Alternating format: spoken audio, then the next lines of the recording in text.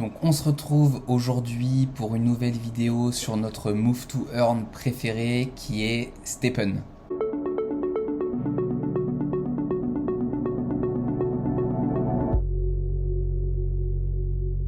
Il y a quelques semaines, je t'ai fait une vidéo sur ma stratégie rentable en 2023 que je t'invite à aller voir avant de regarder celle-ci parce que les deux sont liés. Et dans cette vidéo, je te présentais les calculs si tu te lançais aujourd'hui sur STEPN en 2023 avec mon portefeuille de chaussures et je t'avais démontré que selon les résultats que j'avais et la stratégie que j'avais avec ce portefeuille, j'atteignais une rentabilité entre 10 et 15% par mois à horizon d'environ 80 à 100 euros pour ceux qui préfèrent les euros de bénéfices par mois. Néanmoins, je ne sais pas si tu l'as vu sur la miniature, mais tu l'as sûrement compris dans le titre, j'ai changé de paire principale il y a 2 semaines maintenant, donc ça remet un petit peu en cause, mais pas totalement, la vidéo que je t'avais faite il y a un peu plus d'1 mois et demi, car comme je t'invite à la voir si tu ne l'as pas vue, et si tu l'as vue, j'avais été un peu frustré parce que ma paire principale était une jogger uncommune optimisée pour la stratégie GST Mystery Box. Néanmoins, j'avais 3 sockets de luck et une socket d'efficience, ce qui me coûtait beaucoup en réparation. J'étais autour de 25-35 GST de réparation par jour alors que j'en gagnais que 150-160 en face. Donc ça faisait un peu mal et j'ai décidé de partir sur une paire supérieure, donc de qualité supérieure, une paire rare pour plusieurs raisons. La première, ça me permettait de changer de paire principale et du coup de socket pour avoir 2 sockets de luck, une socket d'efficience et une socket de résilience. En plus, sans vendre ma paire précédente, je gagnais 2 énergies supplémentaires, donc j'augmentais aussi la possibilité d'avoir des mystery box de niveau supérieur et j'augmentais également mes gains en GST. Car c'est un peu un problème de riche, mais quand on a de grandes mystery box, donc à partir de MB5, MB6 et après c'est encore pire, l'ouverture nous coûte cher et il nous faut beaucoup de GST. Donc ce que je te propose, c'est de passer derrière l'écran, comme ça je vais te montrer ma paire précédente, ma paire principale et ma rentabilité actuelle. Est-ce que ça a changé quelque chose ou non par rapport à la vidéo que je t'avais fait précédemment. Donc dans ma vidéo précédente, je t'avais présenté ma rentabilité calculée avec la stratégie GST Mystery Box. Donc ma stratégie, c'était de farmer les Mystery Box de niveau 6, de les ouvrir et ainsi de vendre le contenu, ce qui me donnait en résultat net mensuel moyen environ 76 € net. Net parce que c'est le résultat après réparation de la chaussure, notamment des points de restauration. Et pourquoi moyen? Parce qu'en fait le gain dépend énormément du contenu des Mystery Box. Si j'ai vraiment pas de chance, c'est moins que 76 €. Et si j'ai vraiment beaucoup de chance, ça peut être plus. Mais je suis parti de la moyenne. Ma paire précédente, c'était une jogger uncommune. Elle était au niveau 25. J'avais 12 énergies à dépenser par jour, soit 15 en 125%. J'avais 3 sockets de luck, donc une avec une gemme de niveau 4 et 2 avec des gemmes de niveau 3 et une socket d'efficience avec une gemme de niveau 4. Donc en plus, j'avais des stats qui n'étaient pas incroyables. Ce qui est un peu cocasse, c'est que je jouais l'efficience et la luck et sur les points de base, c'est presque les 2 attributs sur les 4 qui ont le moins de points, donc pas forcément ultra optimisé. Comme je te l'avais dit juste avant, ça me coûtait 24 en réparation, c'était même 29,76 exactement en 125%. Et quand par contre je passais en 125%, je pouvais avoir des mystery box de niveau 6, alors qu'en 100% je n'avais que des mystery box de niveau 5. Et c'était assez proche de la réalité parce que sur une vingtaine de box, je crois que ça m'est arrivé qu'une ou 2 fois d'avoir une mystery box de niveau 5 en 125%, donc le résultat de STEPN.guide que je te conseille était proche de la réalité. Donc j'ai vendu les gemmes de niveau 3, j'ai gardé la gemme de niveau 4 de luck et j'ai gardé la gemme de niveau 4 d'efficience pour du coup ma nouvelle paire qui est une paire rare. Donc c'est toujours une jogger, j'ai toujours été habitué à marcher à un rythme assez soutenu. Les traîneurs sont beaucoup trop chers, donc je préfère rester sur la jogger. Le niveau de la rare que j'ai acheté est malheureusement niveau 30. Pourquoi je dis malheureusement? Parce que si elle avait été niveau 24, j'avais une restauration gratuite lors du passage au niveau 25. La paire rare me permet d'avoir 2 énergies supplémentaires, sachant qu'aujourd'hui j'ai moins de 15 paires de chaussures, j'en ai 10 ou 11. Donc de base, je n'ai que 9 énergies et c'est les points supplémentaires de mes chaussures uncommon et rares qui me permettent d'atteindre 14. Car je souhaite aujourd'hui pas forcément aller marcher beaucoup plus qu'une heure. Mais finalement là, avec le 125%, je vais vite arriver à 1h30, donc je me contredis moi-même. Donc les gemmes, on les retrouve ici, mais on va y venir juste après. Donc déjà, je trouve que cette paire, au niveau des points de base, c'est une meilleure rare que ma précédente par rapport à son niveau de jogger. Cependant, on n'a pas la paire idéale qu'on voudrait. C'était un bon compromis entre le prix de la chaussure, ce qui existait sur la marketplace. Je trouvais que c'était le meilleur rapport qualité-prix sur des prix d'entrée des rares. Donc une base en efficience très bonne, une luck plutôt pas mal. Et résilience, bon, je m'en fiche un petit peu parce qu'aujourd'hui le GST ne coûte quand même pas très cher. Donc 4 sockets, les 4 sockets que je voulais, donc 2 de luck, 1 de résilience, 1 d'efficience. Donc comme je viens de te le dire, la gemme de niveau 4 de luck, je l'ai mis ici parce qu'il n'y avait qu'une oreille contre 2 là. J'ai 2 oreilles sur ma socket d'efficience, donc ça c'était nickel. Une oreille pour celle de résilience.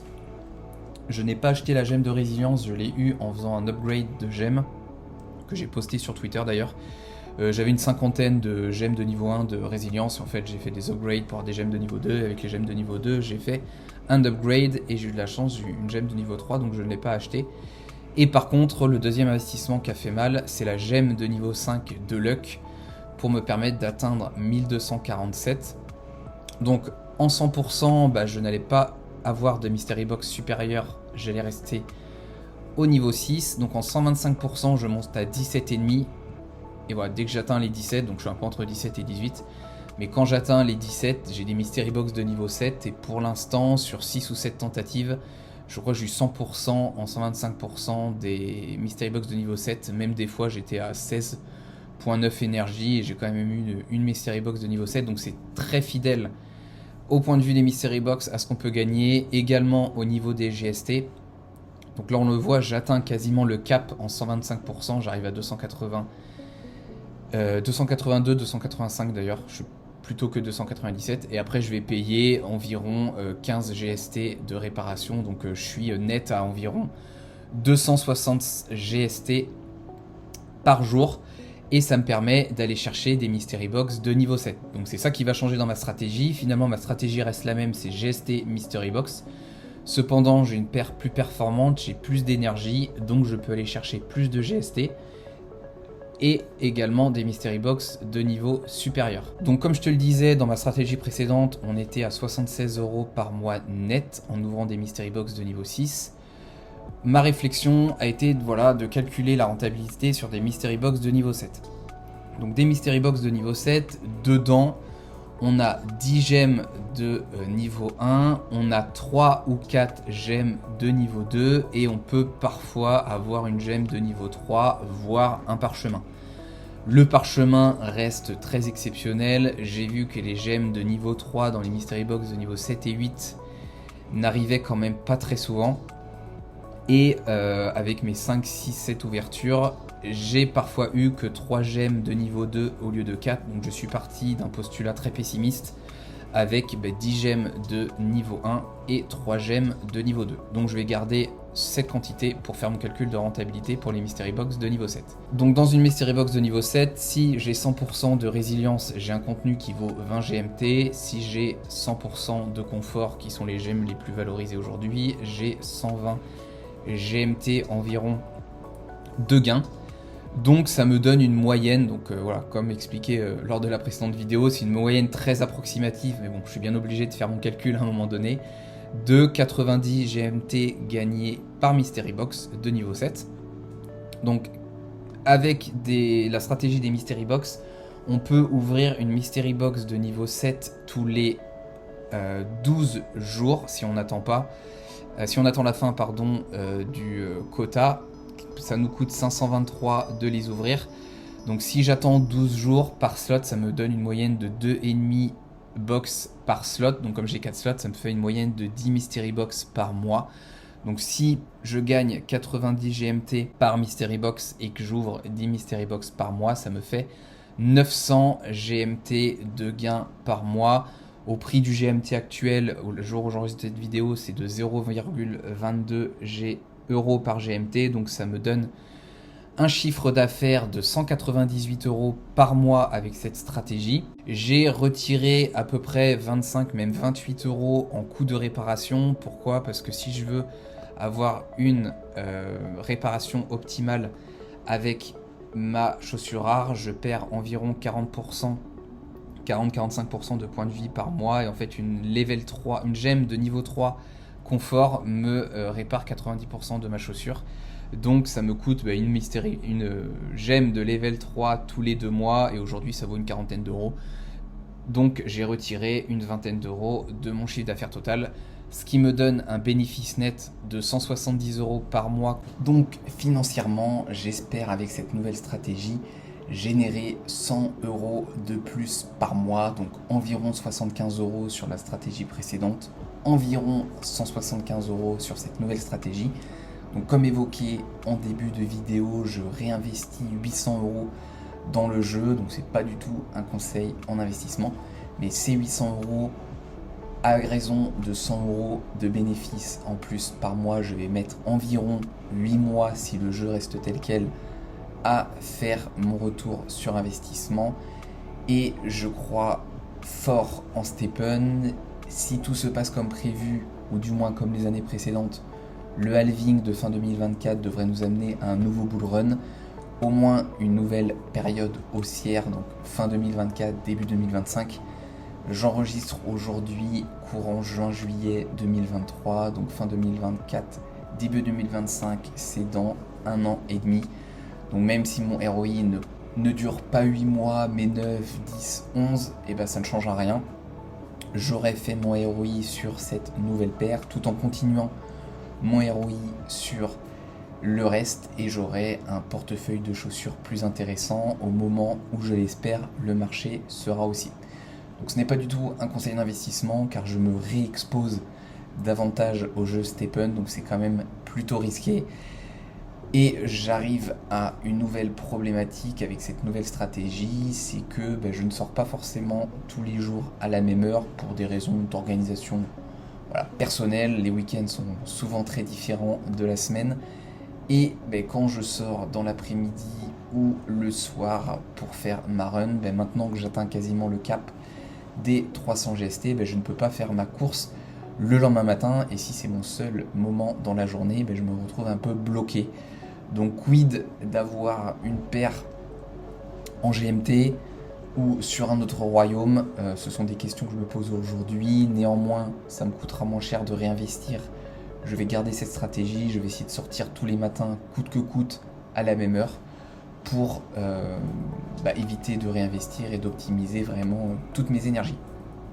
Donc dis-moi ce que t'en penses en commentaire.